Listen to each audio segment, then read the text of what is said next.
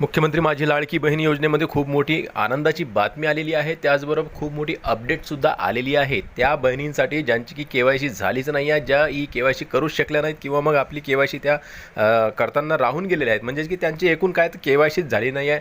त्यांच्यासाठी आता नवीन जे के-वाय-सीचं ऑप्शन आहे ते आता त्यांना मिळणार आहे. परंतु आता नवीन अपडेट अशी आलेली आहे की सर्व लाडक्या बहिणींनी घाबरू नये, चिंता करू नये, टेन्शन घेऊ नये. त्यांच्यासाठी आता नवीन अपडेट आलेली आहे. त्यांच्यासाठी ई के-वाय-सी बद्दल खूप मोठी अपडेट आलेली आहे. त्याचबरोबर ज्या बहिणींचे हप्ते थकलेले आहेत, बाकी आहेत, राहिलेले आहेत, त्यांना हप्ते मिळालेच नाही आहे, नोव्हेंबर डिसेंबर असतो किंवा मग जुलै ऑगस्टपासूनचे हप्ते असो किंवा जानेवारीचा हप्ता असो, अशा काही बहिणींचे हप्ते थांबलेले आहेत, रखडलेले आहेत, त्यांना मिळालेच नाही आहेत लाभ. म्हणजे एकूण काय की त्यांचे लाभ बंद झाले आहेत. तर त्या बहिणींनी काय करायचं आहे हे सुद्धा मी तुम्हाला या व्हिडिओमध्ये सांगणार आहे. त्याचबरोबर ई के-वाय-सीसाठी ज्यांची के-वाय-सी झालीच नाही आहे किंवा मग के-वाय-सी करताना त्यांना काही समस्या आल्या होत्या म्हणून त्यांची के-वाय-सी झाली नाही, त्यांना OTP येत नव्हता किंवा मग त्यांच्यासाठी पोर्टल खुलत नव्हतं, ही गोष्ट 2025 अगोदर म्हणजेच की 31 डिसेंबर 2025 अगोदर ज्यांनी के-वाय-सी करून बघितली आहे परंतु त्यांची के-वाय-सी झालीच नाही आहे, त्या सर्व बहिणींसाठी आहे. आणि तर एकूण काय तर ज्या बहिणींचे हप्ते रखडलेले आहेत, थांबलेले आहेत किंवा बंद झाले आहेत त्या बहिणींनी आणि ज्यांची के-वाय-सी झाली नाही आहे त्या बहिणींनी आता नेमकं काय करायचं आहे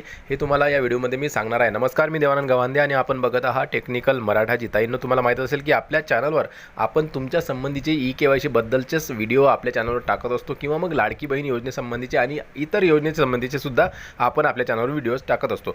तर आता येत्या काळामध्ये आपण लाडक्या बहिणींच्या के-वाय-सी बद्दल आपला जो काही चॅनल आहे, आपल्या चॅनलच्या माध्यमातून एक छोटीशी मोहीम चालू केली होती आणि सरकारला सांगण्याचा प्रयत्न केला होता की सर्व लाडक्या बहिणींना या योजनेचा लाभ मिळायला पाहिजे आणि ज्यांची के-वाय-सी झाली नव्हती 31 डिसेंबर 2025च्या नंतर, तर त्या सर्व बहिणींना एकदम मुदतवाढ द्यायची, अशा प्रकारचे व्हिडिओज आपण आपल्या चॅनलवर टाकले आणि सरकारचं ध्यान आकर्षित करण्याचं आपण काम या ठिकाणी केलं. आणि आपल्या व्हिडिओच्या माध्यमातून असो किंवा मग इतर लाडक्या बहिणी रस्ते जाम केले होते, चक्का जाम केला होता, धरणे प्रदर्शने केली होती, कार्यालयाचे घेराव केले होते, तर त्या सर्व माहितीवरून सरकारनं पुन्हा पोर्टल सुरू केलेलं आहे. आता आपण हे एकदा आणखीन हे सांगत आहे की लाडक्या बहिणींनो, तुम्हाला घाबरायचं नाही. ज्यांची के-वाय-सी झाली नाही आहे, सध्या चुकीची दुरुस्तीचं काम चालू आहे, म्हणजेच की चुकीची दुरुस्तीची के-वाय-सी चालू आहे, तर त्यांची के-वाय-सी उद्या. ज्यांची के-वाय-सी झालीच नाही त्यांना आता मे महिन्यापासून हे ऑप्शन मिळणार आहे. परंतु आता अपडेट काय आहे नवीन हे मी तुम्हाला सांगणार आहे. तर बघा, साम TV असो, न्यूज चॅनल किंवा मग इतर न्यूज चॅनल असो, या सर्व चॅनल्सवर आता एक बातमी जी आहे ही प्रामुख्यानं येत आहे. तुम्हाला माहीतच असेल की लाडक्या बहीण संबंधीची एक बातमी येत आहे जळगाव जिल्ह्यामधून आणि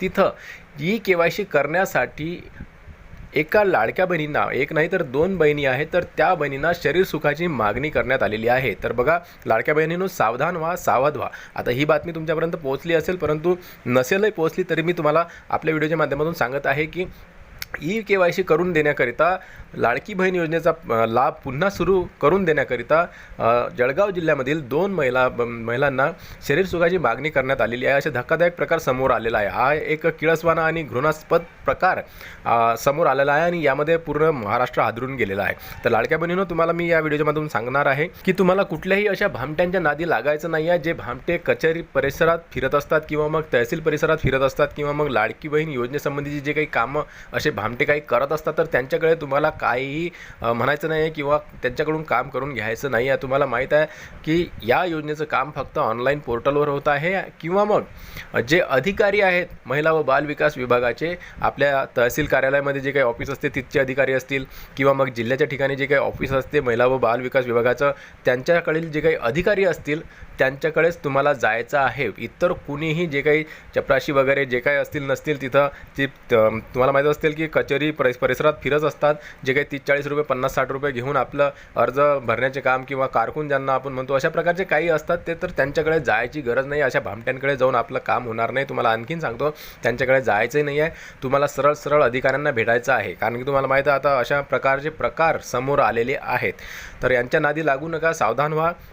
तुम्हाला काय करायचं आहे, दोन्ही महिलांना सांगत आहे, दोन्ही बहिणींना सांगत आहे, ज्यांची के-वाय-सी झाली नाही आहे त्यांनासुद्धा, ज्यांचे हप्ते बंद झाले आहेत त्यांनासुद्धा. के-वाय-सी कोणत्याही कारणानं तुमची झाली नसेल, कोणतीही बहीण असो ज्यांची के-वाय-सी झालीच नाही, आता सर्व बहिणींनी कान उघडून ऐकून घ्या. तुम्हाला काय करायचं आहे, आदित्यताई तटकरेंनी सुद्धा सांगितलेलं आहे की तुम्हाला कोणाच्याही नादी लागायचं नाही आहे, कोणाच्या जवळ जाऊनही के-वाय-सी करता येत नाही. फक्त ऑनलाईन पोर्टल तुमच्या मोबाईलवरून सुद्धा तुम्ही करू शकता किंवा मग जे अधिकारी आहेत ऑफिसमधले त्यांच्याकडून आपण हे काम करून घेऊ शकतो ई KYCचं. तर आता एक गोष्ट इथं लक्षात घेण्यासारखी आहे की आता फक्त चुकीची दुरुस्ती करण्याचंच काम चालू आहे. ज्या बहिणींची KYC झालीच नाही आहे त्यांची KYC सध्या होणारच नाही आहे, किंवा मग कुठल्याही प्रकारचे तुम्ही कागदपत्र देऊन किंवा कुठलाही काहीही देऊन तुमची ई KYC होणार नाही आहे. सध्या फक्त ज्यांची चुकलेली दुरुस्ती KYC आहे तीच दुरुस्त करण्याची KYC चालू आहे. हे गोष्ट तुम्ही ध्यानात घ्या आणि कोणत्याही आमिषाला बळी पडू नका. कोणत्याही भामट्यानं जर म्हटलं की मी तुमची KYC चालू करून देतो, पुन्हा हे कागद द्या, ते कागद द्या, 500 रुपये द्या, 300 रुपये द्या, त्यांना देऊ नका. कारण की सध्या तुमची KYC होत नाही आहे. तुमच्यासाठीचं ऑनलाईन पोर्टल खुललेलं नाही आहे. फक्त ज्यांची KYC चुकलेली आहे त्याच बहिणींची KYC सुरू आहे. ज्या बहिणींची KYC राहून गेलेली आहे, झालीच नाही आहे, त्यांच्यासाठी पोर्टल आता 1 मे पासून सुरू होणार आहे ताईंनो. म्हणून तुम्हाला आता काहीही गडबड करायची नाही आहे. सध्या तुम्हाला थांबायचं आहे. ज्यांची KYC झाली नाही आहे त्यांनी, ज्यांचे हप्ते बंद झाले आहेत ते रीतसर अर्ज करू शकतात, तक्रार अर्ज करू शकतात. महिला व बाल विकास विभागाकडे जाऊन तिथच्या अधिकाऱ्यांना एक तक्रार अर्ज तुम्ही देऊ शकता. आमची KYC का झाली नाही आहे, नेमकं आमच्या KYCमध्ये काय प्रॉब्लेम आले आहे, किंवा मग आमचे हप्ते का रखडलेले आहेत, आमचे हप्ते एवढ्या महिन्यापासून आम्हाला का मिळाले नाही आहेत, अशा प्रकारचा तक्रार अर्ज तुम्ही महिला व बाल विकास विभाग जिल्ह्याच्या ठिकाणी किंवा मग तहसीलच्या ठिकाणी जाऊन तुम्ही ते देऊ शकता. त्यांना तक्रार अर्ज दिल्यावर तुम्हाला तिथेच माहीत पडणार आहे की नेमका आपला अर्ज बाद झाला आहे का, नेमकं आपली चूक कुठे झाली आहे, आपली KYC का झाली नाही आहे, काय कारण आहे, आपले हप्ते का बंद करण्यात आलेले आहेत, नेमकं सर्व कारण तुम्हाला तिथं समजणार आहे. ताईंनो, कोणत्याही भामट्याच्या नांदी लागू नका. सरळ सरळ महिला व बाल विकास विभागामध्ये जा, तिथच्या अधिकाऱ्यांना आपला एक तक्रार अर्ज द्या आणि आपलं कारण जाणून घ्या. नेमकं काय घडलं आहे आपल्या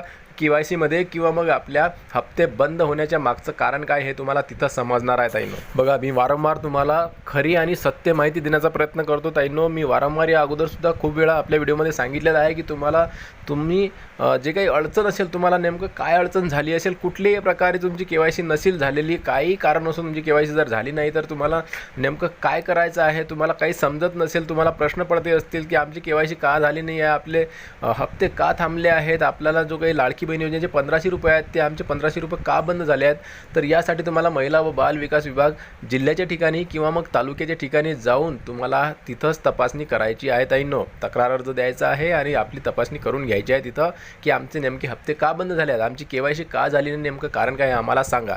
तर अशा प्रकारे मी खूपदा आपल्या व्हिडिओच्या माध्यमातून तुम्हाला सांगितलेलं आहे. आणखी एकदा सांगतो की तुम्ही तिथं जाऊनच आपली चौकशी करू शकता. तुम्हाला जर आदित्यताई तटकरेंनी काय म्हटलं ते सुद्धा मी तुम्हाला आता व्हिडिओच्या माध्यमातून दाखवून देतो, कारण की त्यांनी सुद्धा यावर एक टिप्पणी केलेली आहे.